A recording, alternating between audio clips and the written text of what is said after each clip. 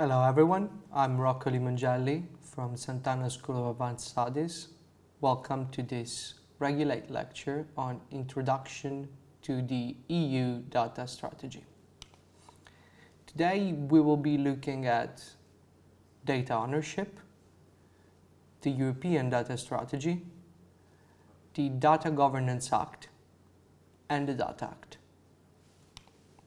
So first of all, before talking about data ownership, we need to understand what data is.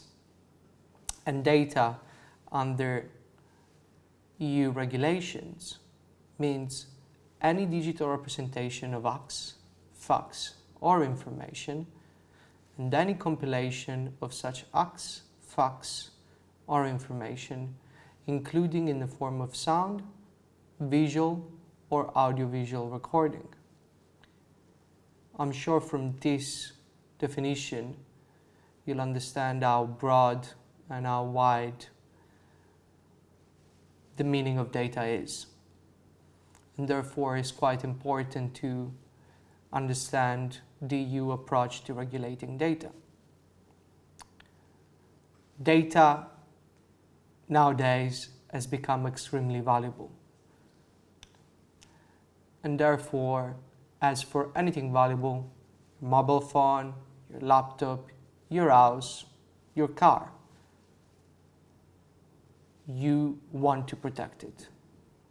And what better way than ownership? Unfortunately, however, with data, ownership is not possible.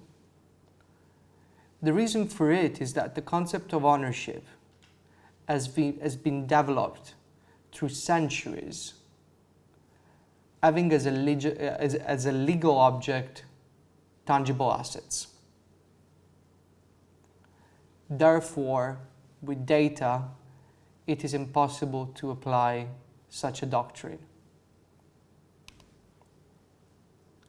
The European Data Strategy aims to provide clarity on data ownership through legislative initiatives,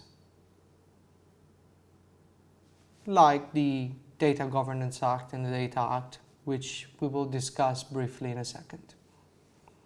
In doing so, the European Union has moved towards the concept of data management rather than ownership. Management being the expression of access, control, portability, and erasure. So let's take a closer look to the European Data Strategy. The overreaching vision and objectives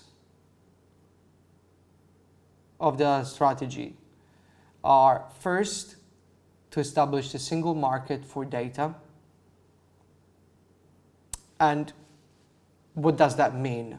What is a single market for data in the European Union? Well, it means the creation of a space where data can flow freely across all EU member states, across sectors and businesses, with non-discriminatory access rules. The aim is to break down data silos, encourage the sharing and reuse, and ensure data availability. This will enable the EU to fully leverage the potential of the vast amounts of data generated every day in the European Union.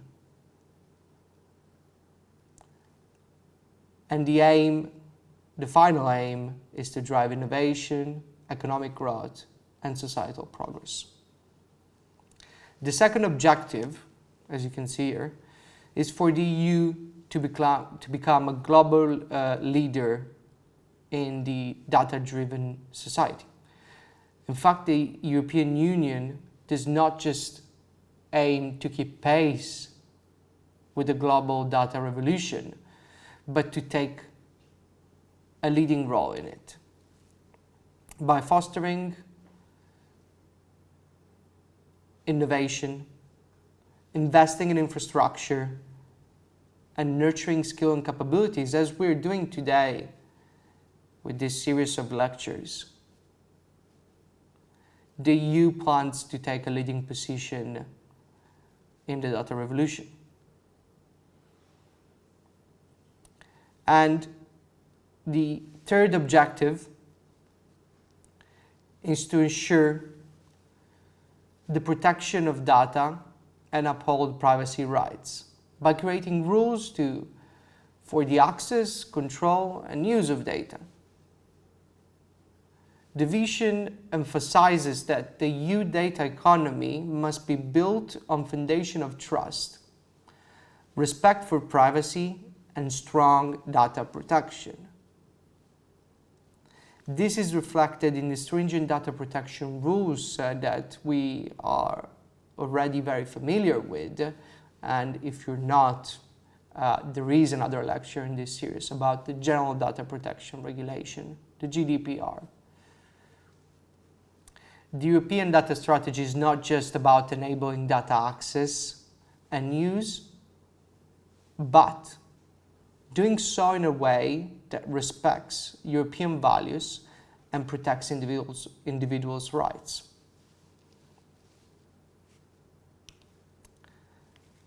And the way that the European Union wants to achieve this is through two pillars, as I like to call them, which are two pieces of legislation: the Data Governance Act and the Data Act. So let's have a look to the Data Governance Act. The Data Governance Act is a crucial part of the European strategy for data. It aims to bolster trust in data sharing, fortify mechanisms to boost data availability, and address technical challenges related to the reuse of data. The Act was published in the official journal of the European Union in June 2022. And depending on when you're watching this lecture, it might be already in force. It is in force from September 2023 or since September 2023. Again, depending on when you're watching this lecture.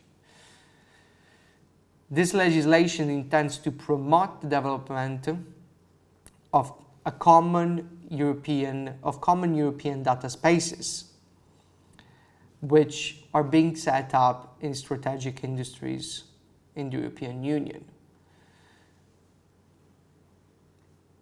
It will involve both private and public entities in various sectors, such as health, environment, energy, agriculture, and more. This initiative seeks to make more data available across sectors and businesses in the EU member states. This will eventually enable EU countries and businesses around the EU countries to develop innovative products and services, making the economy more efficient and sustainable within the European Union. And if you can see on this slide, just a few benefits of this act, which are being projected by the European Union. And for instance, using health data can improve personalized treatment and help cure rare diseases, saving approximately, it is estimated, 120 billion euros a year in the EU health sector. Furthermore, mobility data as well can save more than 27 million hours of public transport users' time. And it is estimated that it's going to save around 20 billion euros a year in labor costs.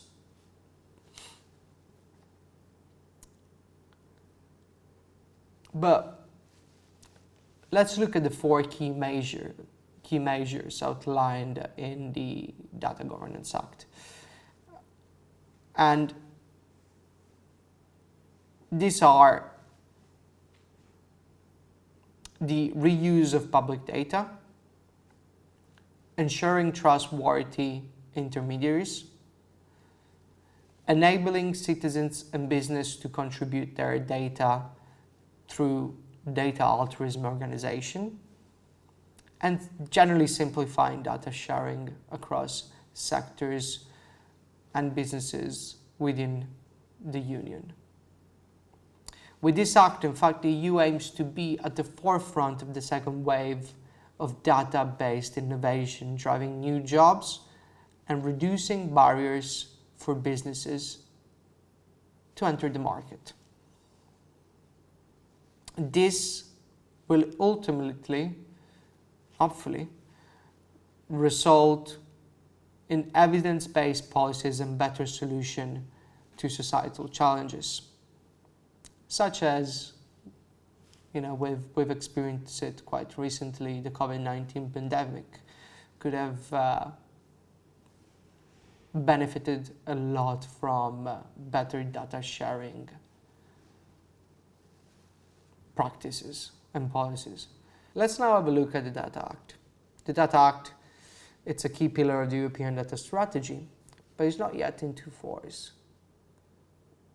While the Data Governance Act, as I mentioned, is coming into force in September and was published in the official journal of the European Union, the Data Act has reached the stage of a political agreement between the European Parliament and the Council and is yet to be published in the official journal of the European Union.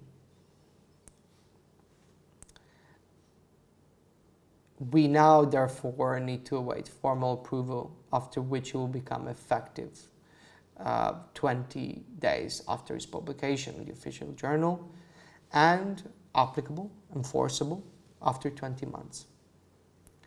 This act is a critical tool for ensuring fair and transparent data usage, especially in the field of the Internet of Things.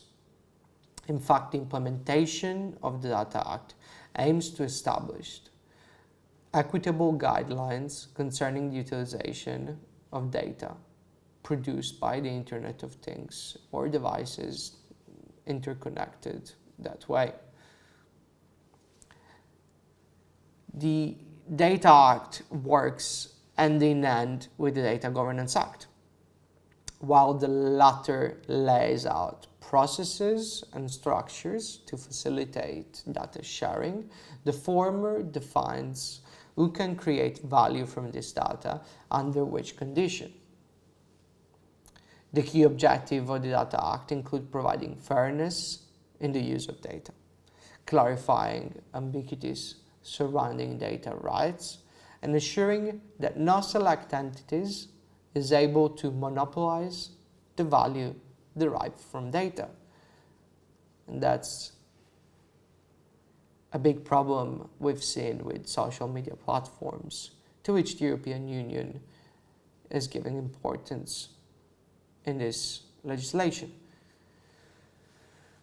The Act introduces several crucial measures. This include increasing legal certainty for companies and consumers generating data, preventing contractual abuses that could hinder fair data sharing, allowing public sector bodies access to privately held data, sometimes necessary for the public interest, and setting rules for seamless switching between different data processing service providers, such as cloud services. It's a big thing in the Act. So this was an overview of the EU data strategy, the concept of data ownership, why it's not applicable, what's the European Union vision, and how, through which legislative measures they're trying to achieve this. In the next lecture, we will look in more detail to what the Data Governance Act and the Data Act bring into play. Thank you.